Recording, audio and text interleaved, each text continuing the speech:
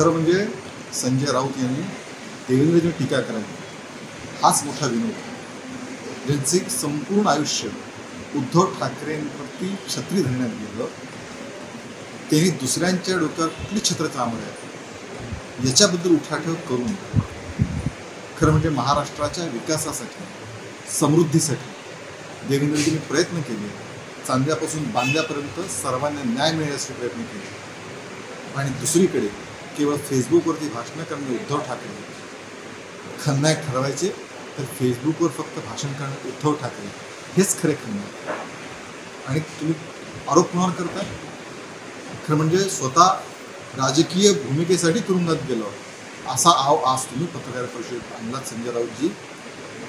पण राऊतजी, ज्या मराठी माणसासाठी, ज्या मराठी मतांसाठी तुम्ही नियमितपणे होतात, त्याच मराठी माणसांची जमिनी, घरं, त्याच झालेला घोटाळा, त्यासाठी तुम्ही तुरुंगात गेला होता.